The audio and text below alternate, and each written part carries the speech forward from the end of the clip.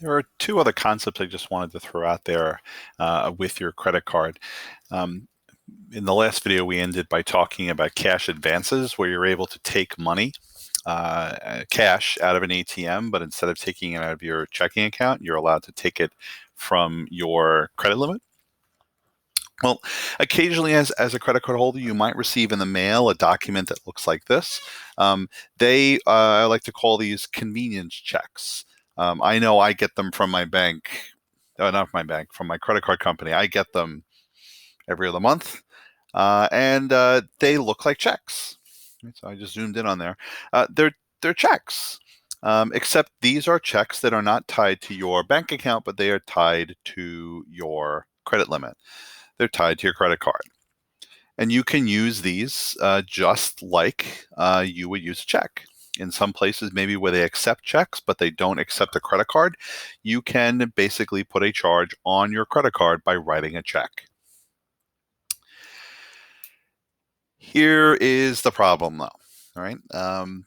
They, in most cases, are traded like a cash advance. So all the things we talked about in the cash advance, first the fees that are associated with them, and then the different interest rate. If you remember, we talked a little bit. Sometimes you may see your credit card that has more than one interest rate, an interest rate for purchases and an interest rate for cash advances. Convenience checks often take the cash advance interest rate, and we also saw that cash advances do not get a grace period. The minute you spend that money, you will pay interest on it. So you might see this idea of a convenience check. In reality, this is just another way of doing a cash advance. We'll talk about these in a second. There's another term out there that you might see. It's a credit card, but you also might see a term out there called a charge card. Some people try to use these terms interchangeably. They're not exactly the same thing, and it really comes down to the terms and conditions of the card. How is the card used? Everything we've talked about so far has primarily been dealing with credit cards. This idea of buy something now and pay for it later. And later, as we all know now, is whenever you want. Ideally, it would be month by month, but you can pay whatever you want, whenever you want. You can pay a little bit now, push things into next month, no problem. Okay, as long as you make the minimum payment, you are considered to be on time, and you are in good standing with the company. Okay, you are not obligated to pay off your balance if in full if you don't want to or can't. All you have to do is make the minimum payment. Right, so that's what we've been talking about so far. Charge cards are a little different. Charge cards, they are credit cards. You're still borrowing money, but the terms change just a little bit. Charge cards are still a buy now, pay later type of a concept. All right. But when we say pay later means at the end of the billing period. There is no option to carry balances over into the next billing cycle. You have to pay your bill at the end of the month or the end of the billing period. In reality, you usually can't make charges on your card in the next billing cycle until you've paid for this billing cycle. All right, so these are meant to be much more shorter term loans. You really only have a month or so to be able to put up charges and then be able to pay them all off at the end of the billing period. Now, these cards are often geared towards people who have very, very good credit histories, who have proven that they can handle credit, because there is no real option to hand charges over to the next period. A lot of these cards do carry annual fees, and some of them will actually include benefits. So there's a lot of rewards, not only with miles and cash back, but also other perks and benefits that they may offer. The American Express is the classic example of a charge card. In fact, I have a picture of an American Express card up here. For the longest time, American Express was a charge card. Right? Buy something now, you must pay for it at the end of the billing cycle. In the last 10 or 15 years or so, American Express has come up with other versions of their card. The one I can think off the top of my head is the American Express Blue Card. That is a more traditional credit card. So the American Express now actually has multiple types of cards. Some are credit cards, some are charge cards.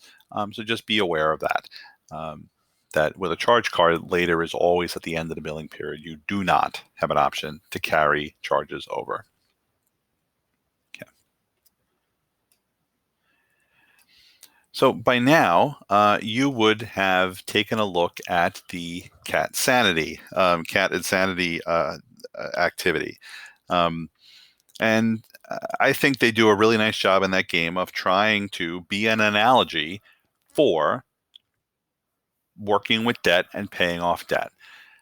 If you noticed that every time you had to feed the cat, first, different cats took different amounts of food. Different credit cards have different payments, or have different, say, minimum payments you have to make in order to keep the card active. Some of the different cats had different feeding requirements. Some had 2 scoops, 5 scoops, 4 scoops, whatever. And if you noticed early in the game, it was very easy to keep up with feeding the cats. If you think about it, each scoop of food is a payment. Every time you would have to pay off some of that debt. And it was really easy to be able to pay off debt little by little. You had a couple of cats on the screen. Not only could you make it in the right amount of time, but you also had enough food in order to pay them. The bag of food, as they indicate, is really kind of analogous to your income. How much income do you have, and how much of your income are you using to be able to pay off debts, right? To be able to take care of debt you owe. The multiply rate, every time a new round came on where the cats would multiply, really you could think of as your interest rate. If you looked at when you picked a cat to play with, each cat had a different multiply rate. Yeah, well, different credit cards are going to have different interest rates. And if you keep pushing money over into the next billing cycle, you will have to pay interest on that. And that interest continues to build and build and build and build as you go along. I like that if the cat dies, if you have a dead cat, that's equal to missing a payment, right? Where you were not able to feed that cat that month. You were not able to pay off that bill. Now, in this case, the cat, maybe your credit card doesn't die, but that missed payment, as they say here, could haunt your credit for years. We'll talk about that in a little while. That missed payment will come back, possibly to surprise you or have an effect on your ability to be able to do things in the future. So even though the cat, you can't do anything about the missed payment, but after a while, the missed payments really start to add up. I like they talk about the kitty karma, this penalty that happens if you miss payments. You'll get hit with fees. So not only are you going to get hit with interest, but you're also going to get hit with fees. And you started to realize that as the more cats you had to feed, right, the more debt that you had to take care of. A, it was harder to keep up on it. B, the debt kept growing and growing and growing because of the interest you were paying on that debt. And every time you missed, and every time a cat died, that was a problem. And that caused a little bit of pain there. Every time you miss a payment, every time you're late with a payment, every time you don't pay your credit card, that will get recorded and could have an effect on you later on. All right. So I think that this simulation is a really good simulation of really what it's like to be able to fight with debt and be able to live and use debt. Right? So here are some thoughts for you, and I'll call them my do's and don'ts. But here are some suggestions about credit. First, I'm going to say to start, you should limit yourself to one credit card. Eventually, you can apply for a credit card, usually towards the end of your college years. I think now you have to be 21 in order to have your own credit card.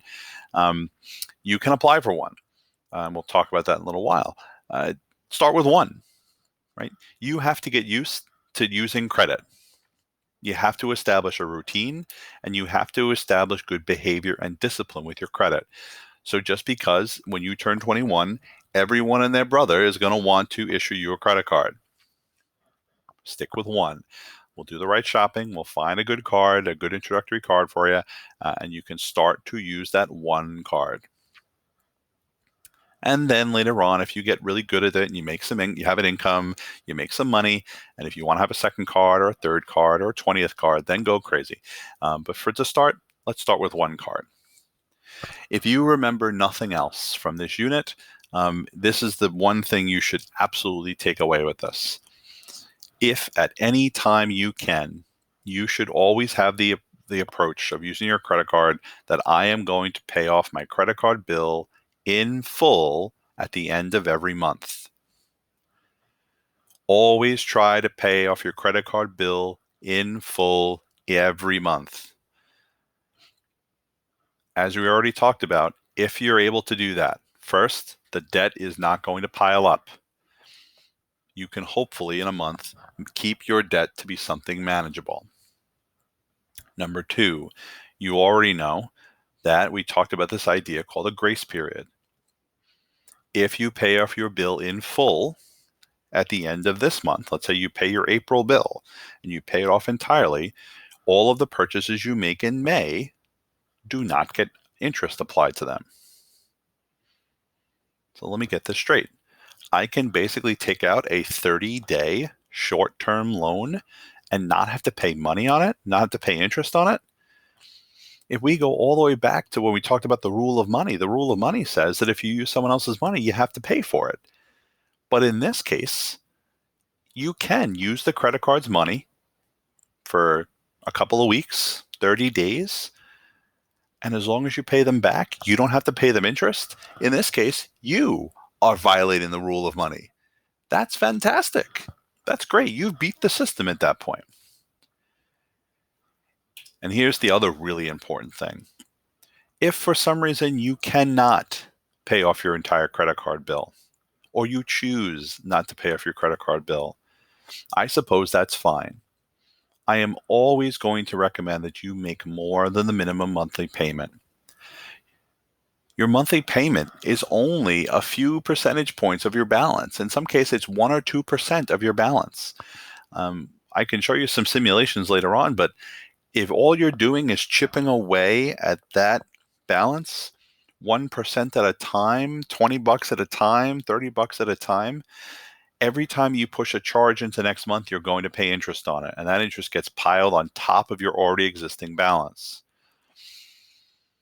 So in reality, you're only taking a little bit off the top with the minimum payment, and then they put interest right on top of that. You're never going to get ahead. So I always recommend pay as much as you can, pay more than the minimum monthly payment. Right? If you can, try to keep your balance low, and if you can't pay the whole thing off, pay more than the minimum. I totally get it. I really see that credit is a tool. It's a tool to help. In some cases, it can be an expensive tool, but let's say you want to try to make a purchase that you can't necessarily make right this second. But you could, if I were to break that payment out over a couple of months, would that make it more affordable for me? And sure, you're going to pay a little bit of interest, but that's the cost of borrowing money. Not paying it back immediately, you're going to have to pay a little bit for it. But does that make the vacation you're about to take doable? Because I can pay for it a little bit at a time or in a couple of chunks, right? So I never recommend making the monthly payment. If you can, pay off your bill off in full every month. And if you can't do that, always make more than a minimum payment. Another big item, do not skip payments. Don't skip payments. If you get caught in a rut where you cannot make pay off half your bill, whatever, at least make the minimum monthly payment. Even though I don't like it, don't skip a payment. Do not take a month off. Don't skip a month. If you're late with a payment, don't say, man, I can't pay for it now. Make the payment. Just because you missed your homework doesn't mean you can't do the homework late. Or it doesn't mean that you shouldn't do the homework at all. I'll just pick it up on the next one. No. I've done it before where I have completely forgotten that my credit card bill was due. And I made the payment 2 days after my payment was due. All right? Make the payment. Don't skip payments, because skip payments are going to get treated and recorded on your history also. I like to try to make a payment as soon as I get my statement. When I get the statement or I get the reminder email from my credit card company, I try to make that payment as soon as possible while I have the reminder in my hand so that I don't forget to do it. One of the things that some people try to do is they try to use credit cards to pay for college tuition. We're going to hopefully try to get to financial aid a little bit later. If you're going to have to pay for college, take out a student loan. Student loan interest is significantly less than a credit card. Student loan interest sometimes can be about 5% versus 19% interest on a credit card. And we'll talk later that student loans are not due. You don't have to start paying loans until you graduate college. If I put my semester's tuition on my credit card, I need to pay for it at the end of the month. So please don't use your credit cards to pay for college tuition.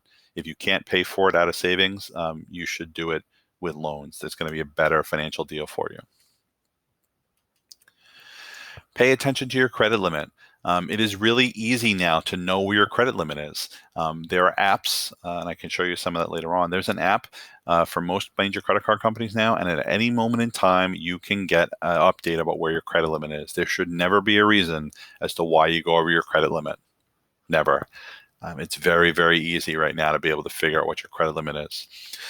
I don't recommend cash advances and convenience checks ever. I just don't think it's worth it. I'd rather just take the money out of my ATM, take it out of my checking account. And if you don't have the money in your checking account, maybe you shouldn't be borrowing money from your credit card to begin with. All right. I always like to pay attention to introductory rates and teaser rates. Those low credit card rates that honestly are meant to get you in the door. They're meant to get you and entice you to sign up. Just be aware. The 0% interest you're going to pay might only be for 6 months, and then you need to know what the interest rate's going to go up to. I kind of equate it to if you look on TV and you see the ads for like cable TV from Spectrum or Verizon, where they tell you you can have their internet, their phone, and their TV for only $78 a month. And usually in very, very small print at the bottom of the screen, they say it's for the first year. And then after that, it goes up. There's an introductory rate. So just be aware of that. Don't be deceived by that when you're trying to sign up for a credit card. Please do not use one credit card to pay off another credit card. I know the credit card A is due today, right? You cannot pay for it with credit card B. Don't do it. You are basically borrowing money to pay off borrowed money. The debt never really goes anywhere. You just keep moving it between cards, and the debt just continues to follow you. So please don't borrow money to pay off borrowed money. That's not a good deal. Not a good position to be in. We had a question when we asked for your questions about credits, using credit cards. Most people will tell you that a credit card is a convenience. It is a tool to possibly help you buy something. You still have to be able to afford the thing you're buying. Just because I have, making a number up, I have a $15,000 credit limit does not mean that I should go out and buy something that's worth $12,000 if I wasn't intending on spending that in cash to begin with. You need to spend within your means and use credit as a tool and as a convenience. It's not free money. It is absolutely not free money. It's dangerous free money if you think that's what it is. The charges are going to pile up, interest is going to pile up, and you will very quickly find yourself buried in debt. Right? So please spend within your means, differentiate between needs and wants, and use credit as a tool. It is not free money. I like to make sure that you review your credit statements and that you keep them on file. Most of my credit statements now come in as electronic, PDFs, and I try to download them and hold them in a folder in case I need them. At some point, I was holding on to the printed credit card statements. You should also read the credit card statement when it comes in. We'll talk about this later on when we talk about identity theft, but making sure that your credit statement, everything on the credit card statement makes sense to you, that every charge that is on there you recognize, and that you're aware of your spending habits. Also, I highly, highly recommend that if you ever move, that you notify your credit company immediately, especially if you are still getting paper statements mailed to your house.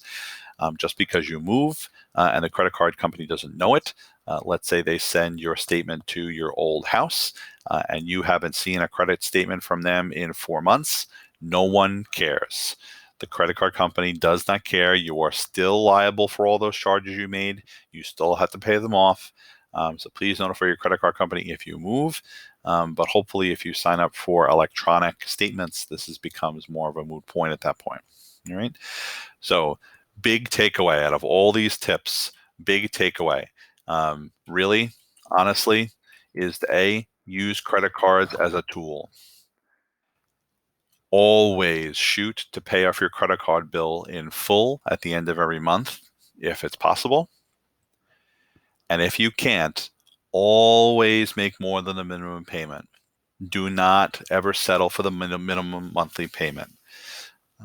I can post on Classroom a diagram that shows even if you added like $15 to the minimum payment, how much money you would spend and how much money you would save yourself over time is pretty remarkable. Do not make the monthly payment. Always shoot to go higher than that. Right? And finally, use credit as a tool. Spend within your means. Use it as a tool. Some people like to use it to take advantage of some of the rewards that you get just for using the card. But do not view credit as free money. Use it as a tool to help you spend or to help you borrow money responsibly, and you won't fall into the perils of credit.